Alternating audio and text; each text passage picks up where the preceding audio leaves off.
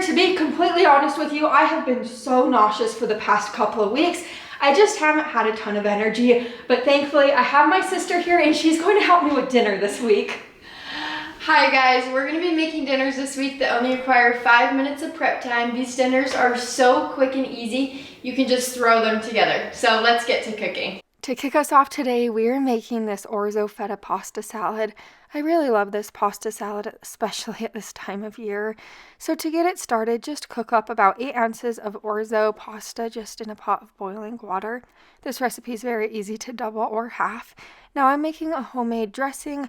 You don't have to make a homemade dressing. You could always use part of a Greek bottle of dressing that you buy at the store, but for the homemade dressing, it's very good.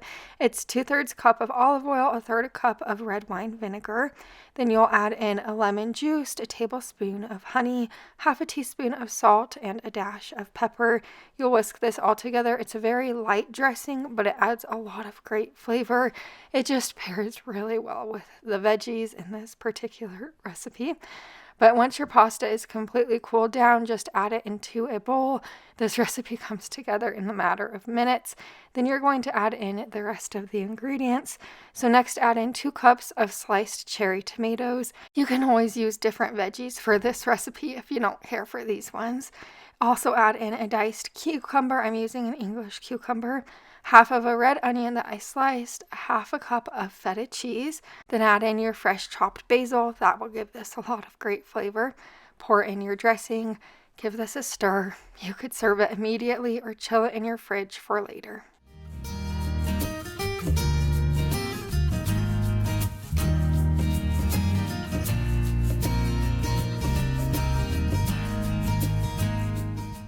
The nice part about this pasta salad is if you want to add in chicken, you certainly can. This is a great meatless meal pasta salad. I enjoy eating it during this time of year in the warmer months.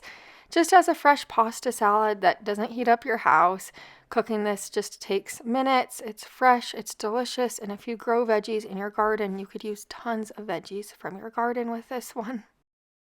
Now we're getting started on these summertime avocado ranch chicken salad sandwiches. This one requires no heat at all.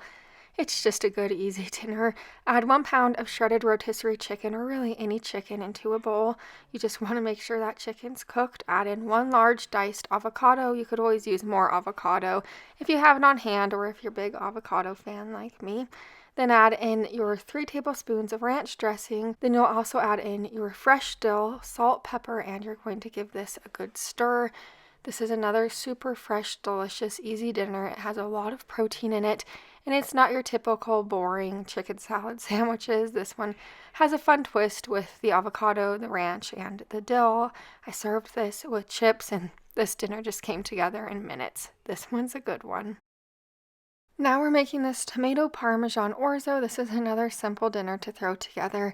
It does come together in just 1 pot on the stove, so add in your tablespoon of olive oil and tablespoon of butter.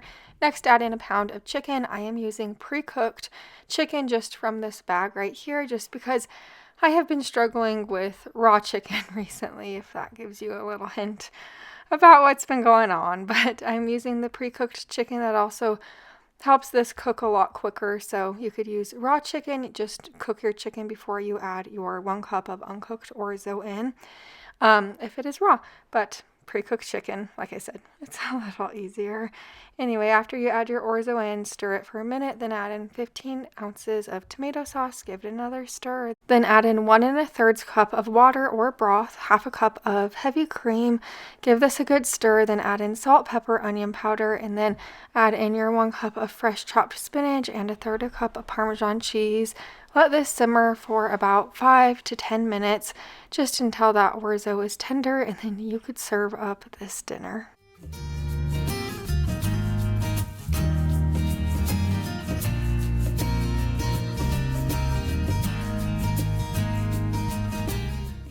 Here's what it looks like now that it is finished cooking. I just topped ours with a little bit of Parmesan cheese. This is a simple dinner that comes together in minutes, especially if you use any type of pre-cooked chicken. I do this often with raw chicken, but like I was telling you, I've been struggling with raw meat recently just because, well, Now we're getting started on the sheet pan nachos. So for this recipe, you'll just brown a pound of ground beef in a pan on the stove, or you could use any type of ground meat that you'd like or any meat substitute. I do find that this works really well with ground beef though. I've been making these nachos for years and years. It's also a very unique nacho recipe. With that ground beef, I'm adding in a yellow onion that I diced. Just break it up and cook the ground beef through at this point. Once you do have your ground beef cooked through, you do want to remove any excess grease from your pan, just depending on how greasy your meat is. Once you're through with that, I am removing mine with a paper towel. My mom taught me this trick years and years ago. You'll just add in your seasoning, so add in 1.5 tablespoons of taco seasoning, along with about 1/3 cup of water. Give this a good stir. You want the taco seasoning and the water and the meat just to get mixed together super well. But now that you're finished with that, just grab a large bowl, and into the large bowl you'll add in 1 can of refried beans. It doesn't matter what type or what brand it is, it's going to be really good in the end. Then add in 1 can of diced tomatoes with green chilies. It's basically like a can of Rotel, but just the great value version. Either one will do though. Then add in 3 ounces of softened cream cheese. Give this a stir. I know what you might be thinking.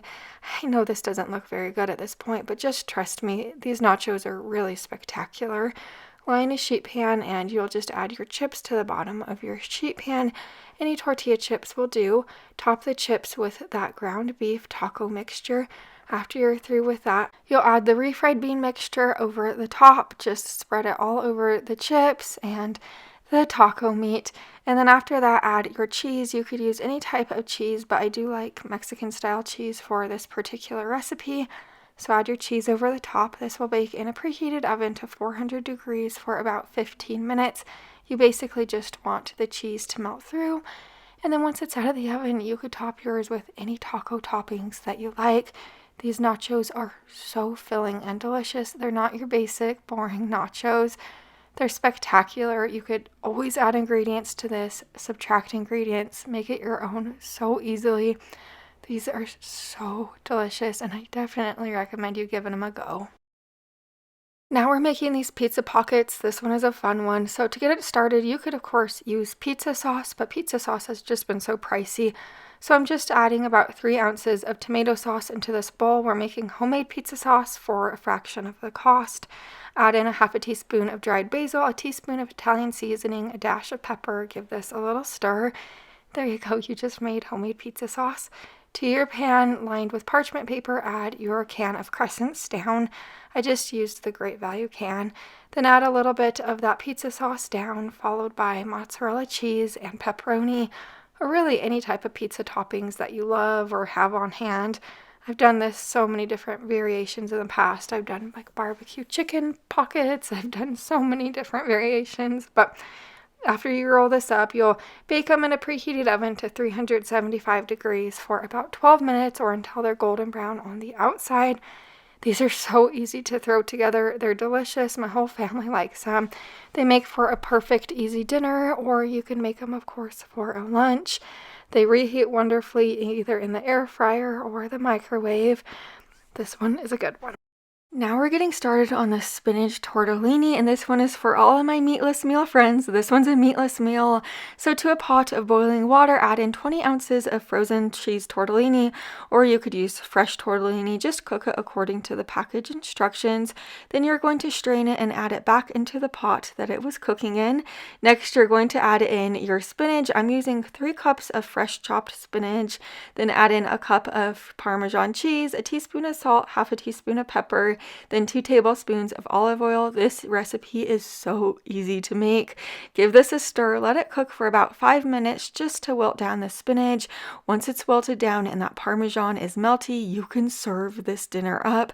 Like I said, it comes together in minutes. It is so good. It tastes like you spent all day trying to make it, and this is such a delicious meatless meal. It also has a lot of protein from that spinach in it, so it's super good. You could also add like a can of drained white beans to this if you want to add extra protein. If you liked this video, I also think you'll like this video on the screen. Make sure you're subscribed so you don't miss the next one. Bye for now.